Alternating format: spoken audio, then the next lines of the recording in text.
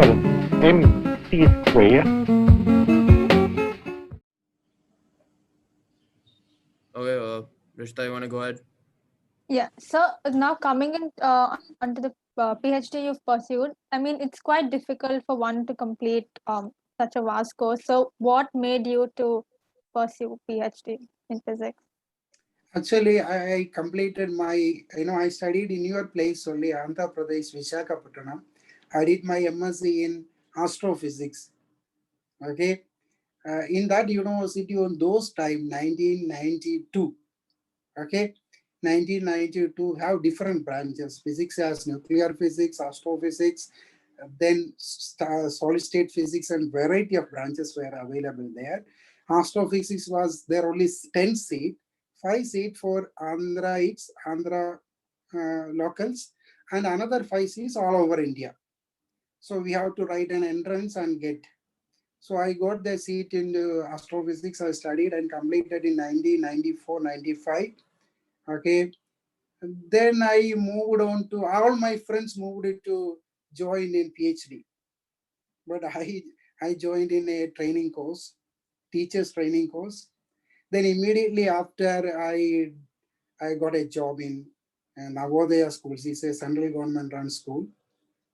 Easy to get money, easy to get a job, But I was having a dream actually doing PhD from there. Due to some financial issues, I took up the job. But that dream was there. Okay. So after, I think that's why I joined doing PhD. It's a difficult. I was teaching like CBSE syllabus before, A-level syllabus before. And moving from that to nanoparticles and nanomaterial, I think I rarely slept throughout my 3 years.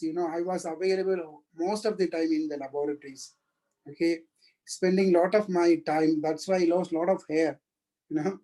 Throughout day without sleep. I was to read journals was new to me and do the experiment. I was teaching XRD, X-ray diffraction technology in my degree classes.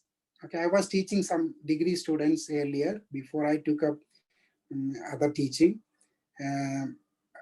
But I could use X-ray diffraction devices, XR term, and many more instruments I could use during my PhD. That good experience. I put a lot of effort in reading and doing experiments. I was available most of the time in the laboratory, doing so many research. The research I did I never know about it. Like electrospinning is my area where I worked. Electrospinning, that and all very new to me. But I learned, I become the expert, and I got 3 patents on that. These are my achievements. It's only hard work. It's only hard work. So what are your patents in? Patent is in the material for energy storage device. It's a current, demanding one is energy storage devices. You heard about it, lithium-ion batteries. Yeah. Lithium-ion batteries has a limitations.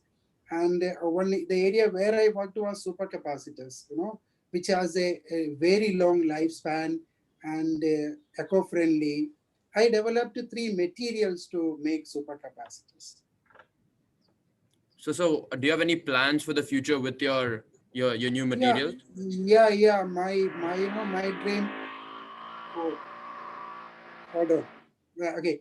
Actually, why I left research is, that some financial issues. Okay. And once I meet those their problems, I want to go back to research again. Okay. Even if I'm 50s, at my 50s, I won't go for research. And I want to develop some more materials for the current demands. You know that we have to go all our vehicle to electrical. Yeah. So we need a storage. Not only vehicles, I think we have to plan in such a way that we have to produce the electricity nearby. If you have a HDB, we have to produce the electricity required for that building nearby. So we can minimize the transmission loss.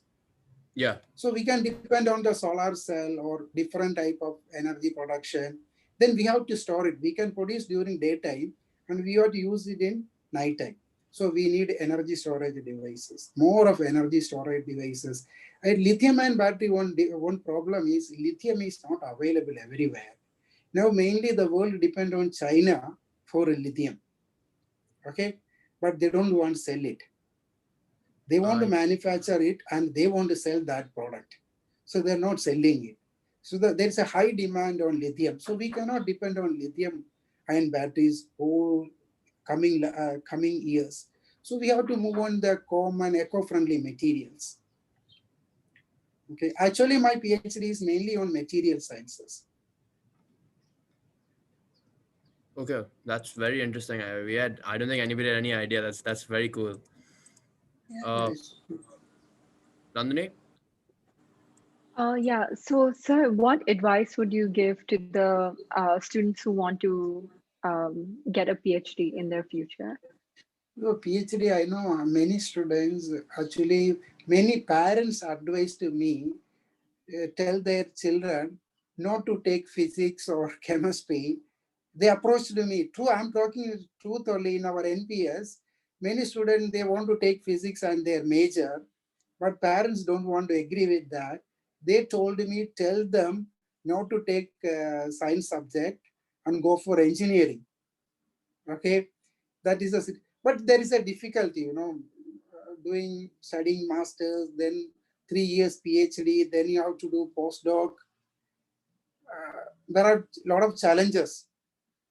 You may not be paid like your friends who did BA, who did engineering.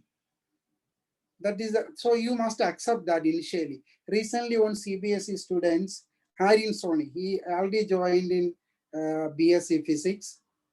Okay, but I told him that the challenges ahead, like 3 years of his BSc, then 2 years of masters, then 3 or 4 years of PhD, then at least 2 or 3 years of postdoc. By that time, you reach in some position, you will be aged around 30, 29. Okay.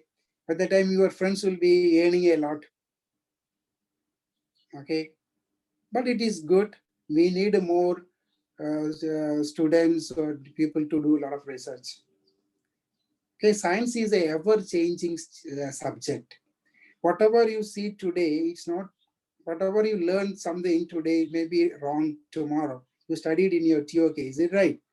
So like I said, particle physics, I thought there in positive charged particles and particle antiparticles, but they say now it is not like that. They keep changing. So the science is that subject which changes continuously.